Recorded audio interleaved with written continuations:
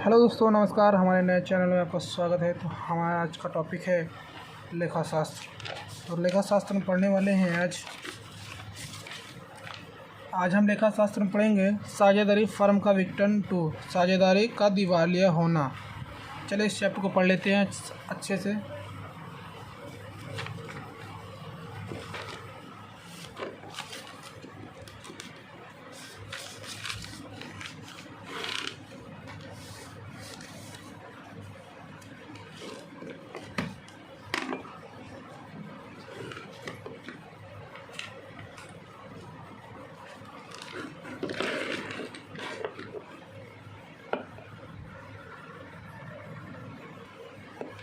चलिए शुरू करते हैं। साझेदारी फर्म का विघटन 2, डिसॉल्यूशन ऑफ पार्टनरशिप फर्म 2, साझेदारी का दिवालिया होना। यानी कि यही होता कि इसको जब आर्थिक यानी कि जब उसके ऊपर कर्जा ज़्यादा हो जाता है, वो देने योग्य नहीं होता है और न्यायालय की तरफ से उसको क्या किया जाए, दिवालिया घोषित कर दिया जाता है। ठीक है, चलिए पढ़ते हैं। साझेदारी का दिवालिया होने का आशय जब एक साझेदार के द्वारा दायित्व उसकी रोकड़ एवं अन्य संपत्तियों से अधिक होते हैं और वह इनका भुगतान करने में असमर्थ होता है। मतलब जब एक साझेदार के द्वारा दायित्व का मतलब होता है जैसे कि कोई पैसा देना होता है ना किसी की, जैसे कि पैसा देता है, दायित्व उसकी रोकड़ एवं अन्य संपत्तियों से अधिक होते हैं। मतलब उससे अधिक होते हैं, उसका ज़्यादा मतलब कर्जा हो जाता है और वह उनका भुगतान करने में असमर्थ होता है। तो एक निर्धारित प्रक्रिया अपनाने पर उसे दिवालिया घोषित कर दिया जाता है। क्या कर दिया जाता है? दिवालिया घोषित कर दिया जाता है जब साझेदार अपने पूंजी खाते की कमी को स्वयं पूरा नहीं कर पाता है। अपने पूंजी खाते साझेदार अपने पूंजी खाते की कमी को स्वयं पूरा नहीं कर पाता है तो उसे दिवालिया मान लिया जाता है। यानी कि हम कह सकते हैं कि जब साझेदार अपनी पूंजी के खाते की कमी को पूरा नहीं कर पाता है, मतलब खुद स्वयं नहीं कर पाता है, तो उसे दिवालिया मान लिया जाता है। भारतीय साझेदारी अधिनियम 1932 धारा बढ़ते हैं। एक इम्पोर्टेंट लाइन है, भारतीय साझेदारी अधिनियम 1932 की धारा 42 के अनुसार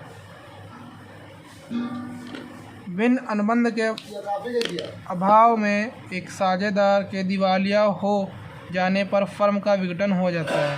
यानी कि जब दिवालिया घोषित हो जाता है, जब एक साझेदार का दिवालिया हो जाता है तो फर्म का विघटन हो जाता है। दिवालिया साझेदार की पूंजी की कमी की समस्या क्यों होती है? पिछले अध्याय में हम साझेदारी का विघटन ऐसी दशाओं में समझाया गया है जिसमें सब साझेदारों में शोधन क्षमता थी। अर्थात यदि किसी साझेदार के पूंजी खाते में कमी पड़ती थी तो वह साझेदार उसे स्वयं पूरा कर सकता था। परंतु जब साझेदारी फर्म में एक या एक से अधिक साझेदार दिवालिया हो जाते हैं तो कुछ विशेष समस्याएं उत्पन्न हो जाती हैं। इन समस्याओं को यह समझाया गया है कि जब एक साझेदारी फर्म का अंत किसी साझेदार के दिवालिया होने के कारण होता है तो इसका आशय है कि जो साझेदार दिवालिया घोषित किया गया है वह फर्म के प्रति अपने संपूर्ण दायित्व का भुगतान नहीं कर सकता है। साझेदारी में प्रत्येक साझेदार का दायित्व असीमित होता है। इसीलिए यदि कोई साझेदार दिवालिया घोषित होता है तो उसे दिवालिया होने से फर्म की संपत्ति जो कमी आती है तो उसे पूरा करने का दायित्व शोध्य साझेदार, जो मतलब शेष साझेदार बचते हैं, वही पूरा करते हैं। अब प्रश्न यह उठता है कि दिवालिया साझेदार की कमी को शेष साझेदार किस अनुपात में पूरा करेंगे? जो बचे साझेदार हैं वो किस अनुपात में वो पूरा करेंगे? यह कमी शेष साझेदार अपने लाभ अनुपात में, यानी लाभालाभ अनुपात में पूरा करें या अपनी पूंजी के अनुपात में पूरा करें। तो यहाँ बताया गया एक इम्पोर्टेंट लाइन यहाँ पे है 1903 से पहले दिवालिया साझेदार की पूंजी की कमी को शेष साझेदार अपने लाभालाभ यानी कि लाभालाभ अनुपात में विभाजित करके पूरा करते थे, परंतु नवंबर 1903 में गार्नर बनाम मर्रे के विवाद में इस संबंध में एक महत्वपूर्ण निर्णय दिया गया था। ये वेरी इंपॉर्टेंट है, जो कि बोर्ड में हमारे पूछा जाता है। इसको आप परिभाषा याद कर लीजिए। मैं आपके लिए जूम कर दे रहा हूँ, क्लियरिटी बनी रहेगी।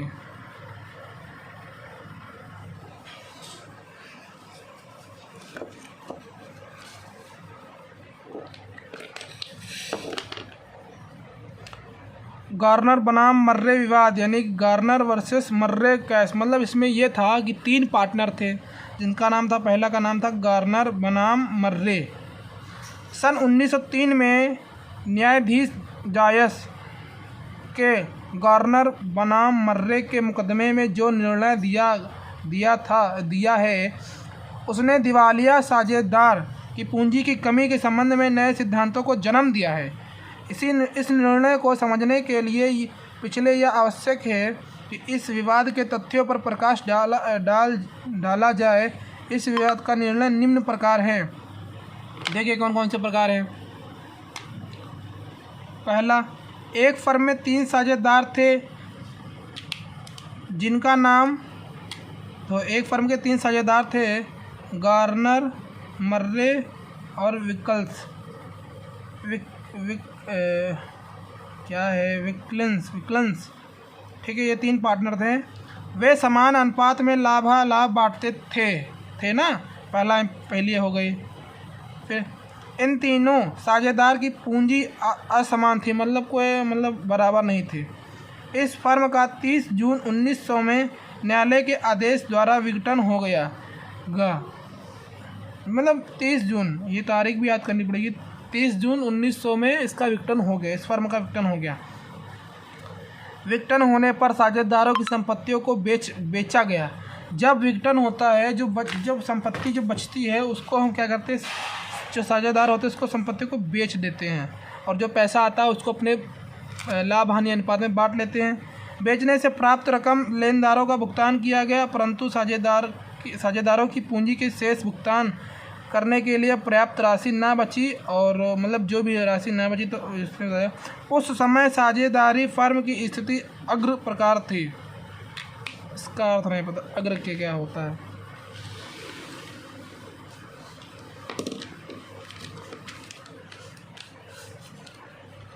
फर्म का चिट्ठा है 30 जून 1900। पूंजी हमारे हैं 2500, गार्नर की है 2500 और मर्रे की है 314 रुपये। और नगद कैश हमारा है यूरो में है, ये इसको रुपीस में नहीं, ये यूरो उसको बोलते हैं, करेंसी को यूरो बोलते हैं। कैश हमारा है 1916 रुपये। विकल्प की पूंजी की कमी 263, वसूली की हानि 635। विकल्प दिवालिया हो गया और कुछ भी देने योग्य ना रहा।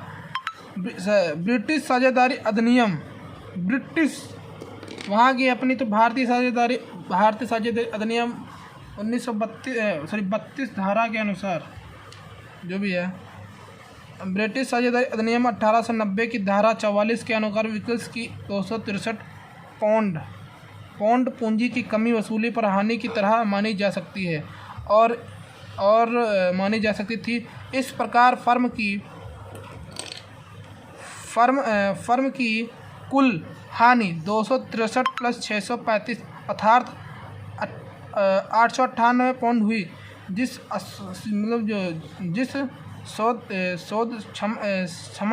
सॉल्वेंट, इसको सॉल्वेंट बोलते हैं इंग्लिश में, साझेदारों ने बराबर बांटा जा सकता था, क्योंकि इस फर्म के साझेदार लाभ हानि को बराबर अनुपात में बांटते थे।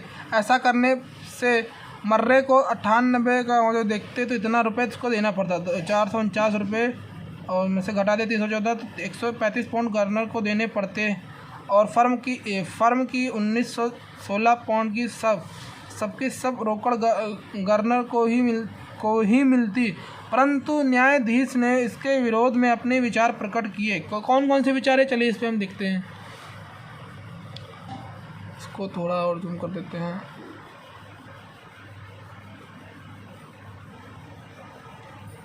दिवालिया साझेदार की पूंजी की कमी को शोधक्षमय साझेदारों में पूंजी के अनुपात में बांटना चाहिए।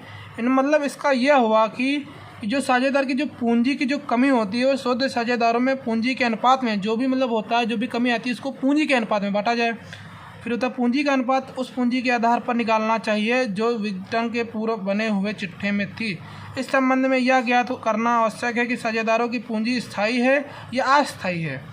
यदि पूंजी स्थायी है तो पूंजी चिट्ठे में दी होगी, उसी के अनुपात में दिवालिया साझेदार की पूंजी की कमी को बांट लिया जाएगा। यदि पूंजी अस्थायी है तो विघटन के पूर्व बनाए गए चिट्ठे में दी हुई पूंजी उन संचित कोषों अविभाजित लाभों को समायोजित कर दिया जाएगा जो कि एक चिट्ठे में हुए, परंतु इसमें वसूली खाते के लाभ हानि को सम्मिलित नहीं किया जाएगा। इस प्रकार समायोजन के बाद जो पूंजी आएगी उस के अनुपात में दिवालिया साझेदार की पूंजी की कमी को शोध क्षमय साझेदार पूरा करेंगे। क्या क्यों दोस्त? वसूली की हानि को सब साझेदारों में लाभालाभ अनुपात में बांटना चाहिए। वसूली की हानि को शोध क्षमय साझेदार द्वारा नकदी में लाना चाहिए। गवर्नर बनाम मर्रे सिद्धांत की आलोचना क्या है? एक ऐसे साझेदार से जिसके पूंजी खाते में क्रेडिट बाकी हो, यह कहना है कि वह अपने भाग की वसूली की हानि को नकद लाए उचित नहीं है, क्योंकि हो सकता है कि उसने अपना सारा धन फर्म में लगा दिया हो बेच के, और अब उसके पास यह हानि लाने के लिए धन ना हो, तो क्या वह ऋण लेकर यह हानि लाएगा। अतः यह नियम बनाना उचित प्रतीत नहीं होता है। यदि एक साझेदार के पूंजी खाते में डेबिट बाकी है तो उसे दिवालिया साझेदार की पूंजी की कमी को वहन नहीं करना पड़ता है। यह नियम भी उचित प्रतीत नहीं होता है। हो सकता है कि एक साझेदार जिसके पूंजी खाते में डेबिट बाकी है अन्य शोध क्षमय साझेदार से बहुत अधिक धनवान हो, परंतु उसे इस हानि को नहीं लाना पड़ता। धनवान चालक साझेदार अपनी पूंजी आहरण और डेबिट बाकी पहले से ही प्रकट कर सकते हैं ताकि उन्हें इस कमी को वहन ना करना पड़े। गवर्नर बनाम मर्रे सिद्धांत का भारत में प्रयोग, ये बहुत ही बड़ा है, थोड़ा सा बाकी रह गया।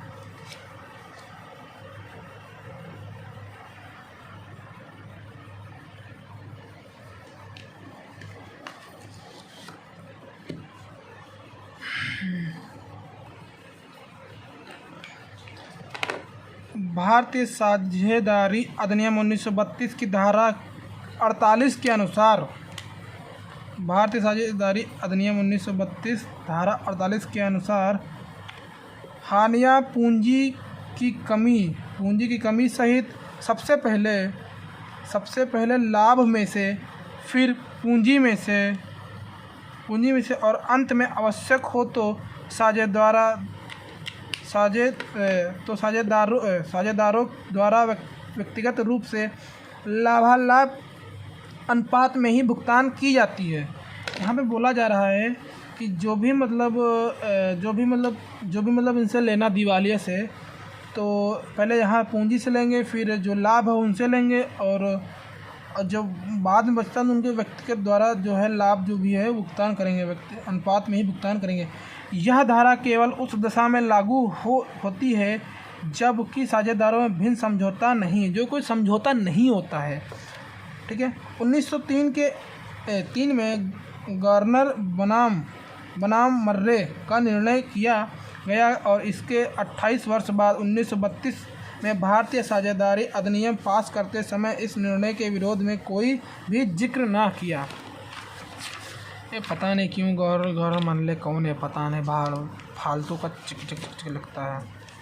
खैर कोई बात नहीं, अकाउंटेंसी पढ़ना है तो भाई करना पड़ेगा, बहुत इम्पोर्टेंट दिया है। मेरा तो सर दर्द होने लगा है इसमें, करना। चलिए आगे आते हैं टॉपिक पे। करना इस तथ्य का घोटक है कि भारत के कानून निर्माताओं ने भी इस अप्रत्यक्ष रूप से मान्यता दी है। यह कि किसी भी न्यायालय ने अब तक इसके निर्णय का विरोध नहीं किया है। हाईलाइट है। यहाँ तक कि सिद्ध उच्च न्यायालय के न्यायाधीश ने 1949 के मूलचंद बनाम बेरूमल के मामले में, गवर्नर बनाम मर्रे के मामले में न्यायाधीश जायज के विचारों का उल्लेख भी किया था। वर्तमान लेखपालों का दृष्टिकोण, वर्तमान पता नहीं कौन है ये, जो भी है इम्पोर्टेंट लग रहा था क्योंकि ये परिभाषा इसकी आ सकती है तो इसको टिक कर लेते हैं। यहाँ की सिद्ध उच्च न्यायालय जो भी इसको टिक कर लेते हैं और ये बोर्ड में आएगी तो पढ़ देंगे, इसको पढ़ना ज़रूरी है, लाइन लिख देंगे। वर्तमान लेखपालों का गवर्नर बनाम मर्रे के निर्णय के अनुसार शोध समय साझेदार के द्वारा वसूली की हानि को नकद लाए जानने के संबंध में यह विचार कि शोध साझेदार द्वारा वसूली की हानि को नकद नहीं लाना चाहिए। इसीलिए साझेदारों के विघटन तथा दिवालिया साझेदार के से संबंधित प्रश्न करते समय वसूली की हानि को शोध समय साझेदार द्वारा नकद नहीं लाना चाहिए। परंतु यदि प्रश्न में यह दिया हो कि हाँ, यहाँ पे दो आपको इम्पोर्टेंट बात बता दें कि ये जो लाइन है मैं आपको समझा देता हूँ एक बार। तो यहाँ पे देखिए, फिर से मैं पढ़ा देता हूँ। वर्तमान लेख जो इसमें प्रेजेंट में चल रहा, गवर्नर बनाम मर्रे के निर्णय के अनुसार साझेदारों के द्वारा वसूली की हानि को नकद लाएं जानने के संबंध में यह विचार है कि शोध क्षमय साझेदार द्वारा वसूली की हानि को नकद नहीं लाना चाहिए। इसीलिए साझेदार तथा विघटन साझेदार से संबंधित प्रश्न करते समय वसूली की हानि जो भी वसूली की हानि आती है शोध समय साझेदार द्वारा नकद नहीं लाना चाहिए। परंतु यदि प्रश्न में यह दिया हो कि गवर्नर के अनुसार किया जाए तो अनुसार है, जहाँ तक दिवालिया साझेदार की पूंजी की हानि शोध साझेदार के द्वारा विभाजित प्रश्न कानून ने भी कहीं नहीं किया है। शोध क्षमय साझेदार अशोध साझेदार की कमी को पूरा करने के लिए उत्तरदायी, फिर भी व्यवहारिक रूप में इसे पूंजी के अनुपात में ही विभाजित किया जाना चाहिए। देखो मतलब ये दो पैटर्न होता है यहाँ पे। जैसे कि अगर इसमें क्वेश्चन में ये दिया हो कि भारतीय साझेदारी अधिनियम के हिसाब से हमको करना पड़ेगा, तो उनमें जो भी हमारा लाभ होता है वो होता है लाभ हानि अनुपात में होता है। अगर ये दिया हो कि गवर्नर बनने के मतलब उससे किया जाएगा, ठीक है, तो उसमें हमको थोड़ा ढिलाई से करना पड़ेगा। इसमें ये होता है कि जैसे कोई साझेदार जब दिवालिया हो जाता है तो उसमें जो शेष साझेदार बचे होते हैं ना, वही लोग अपनी लाभ हानि जो भी होता है वो अपनी पूंजी अनुपात में पूरा करते हैं। पूंजी अनुपात, क्योंकि जो शेष साझेदार बचते हैं वही पूरा करते हैं, और ये तब होता है जब मौन रहता है। ठीक है, चलिए फिर भी इसमें ज़्यादा कुछ पढ़ने वाले नहीं है। यहाँ पे महत्वपूर्ण लिखा है, उसको पढ़ लेते हैं। यदि किसी साझेदार के पूंजी खाते में डेबिट बाकी हो लेकिन वह दिवालिया ना हो, तो ऐसा साझेदार दिवालिया साझेदार के पूंजी खाते को कमी को सहन नहीं करेगा। देखिए मैं आपको एक बात बता दूं, मैं क्वेश्चन कराऊंगा एक, जो कि मैं बता देता हूँ। ये वाला 1 मिनट, बहुत ही जल्द इसकी वीडियो आने वाली है, तो वीडियो में ज़रूर बने रहिएगा। और इसमें कुछ क्वेश्चंस दिए गए हैं, क्वेश्चन आंसर दिए गए हैं। मैं उनके क्वेश्चन आंसर आपके इम्पोर्टेंट लगवा दूंगा, और बोर्ड में बहुत ही इंपॉर्टेंट ये चैप्टर है, कृपया इसको जरूर एक बार पढ़ लेना। और मैं इसके थ्योरी भी मैं करा दूंगा, और ये कुछ ऑब्जेक्टिव क्वेश्चन हैं, इनको भी मैं बता दूंगा। और ये है इसका प्रश्न। तो इस प्रश्न का वीडियो आपको कल मिल जाएगा ठीक शाम को, तो वीडियो में ज़रूर बने रहिएगा। चलते हैं, मिलते हैं किसी नेक्स्ट वीडियो में। और हाँ, यूपी बोर्ड के जितने भी पेपर्स हैं अभी मैं आपको दिखा देता हूँ। तो दोस्तों ये रहा अपना लेखा शास्त्र 2023 का यूपी बोर्ड पेपर। तो इसकी फुल वीडियो आपको मिल जाएगी सॉल्यूशन के साथ। इस तरह से इसका पेपर है, और फुल वीडियो मतलब इसका चाहिए तो कमेंट में 2 बार यूपी बोर्ड लिखना है और 5 लाइक कर देना है। वीडियो को 5 लाइक ज़रूर आने चाहिए, दबा के लाइक करना है। मुझे पता है कि थ्योरी थोड़ी लंबी हो गई, ये थ्योरी नहीं थी बट ये रीडिंग था, रीडिंग लगा लिया। अगली बार मैं आपको बता दूंगा, क्वेश्चन आंसर करवा दूंगा। इस पर हो सके तो याद भी कर लेना। क्योंकि आपको एक चीज़ दिखा देता हूँ कि इसमें से कुछ क्वेश्चन किस प्रकार के आते हैं, देख लीजिए। सभी क्वेश्चन हैं तो बहुत ही इम्पोर्टेंट है अकाउंटेंसी। चलिए, इसकी वीडियो भी आएगी अलग, और वीडियो में ज़रूर बने रहिएगा। जितना मैंने बोला टारगेट मेरा ये है कि 2 लाइक ज़रूर आने चाहिए वीडियो पे, और कमेंट जरूर कर देना यूपी बोर्ड पेपर सॉल्यूशन, ठीक है।